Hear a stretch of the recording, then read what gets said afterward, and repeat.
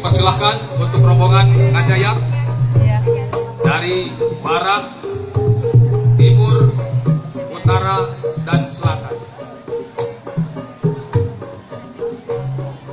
menuju ke depan gedung Pasibantri Pancatunggal.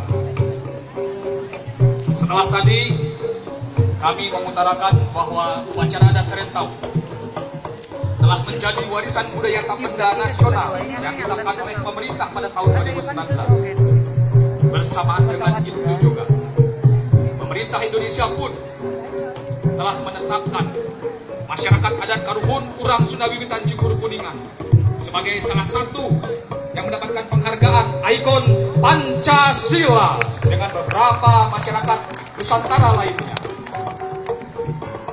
Dan juga tahun kemarin Pangersa Rama Pangeran Jatikusuma pun telah mendapatkan penghargaan dari pemerintah sebagai tokoh pelestari budaya Nusantara. Mohon aplaus untuk masyarakat Cibubur dan masyarakat Kuningan.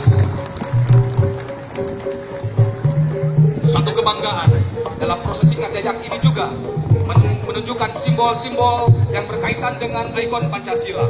11 pasang muda-mudi dari 4 arah Mateluk penjuru angin menggambarkan bahwa kita semua masyarakat Indonesia harus punya tanggung jawab untuk mendidik karakter anak-anak kita, generasi bangsa kita, karena dalam fondasi generasi anak-anak bangsa kita yang unggul seperti halnya Maung Siliwangi, Manusan unggul, karena mereka lah penerus generasi bangsa.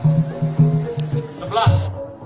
Sawalas, dasar cinta kasih adalah dasar khas dari kodrat manusia di Indonesia dan di dunia.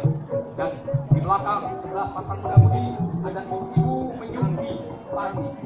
Inilah menunjukkan bahwa Budi Pertiwi selalu menghormati dan mengagungkan perempuan Nusantara, perempuan Indonesia adalah perempuan-perempuan yang sangat dihargai hak-hak hidupnya, kesejahtera dalam kehidupan baik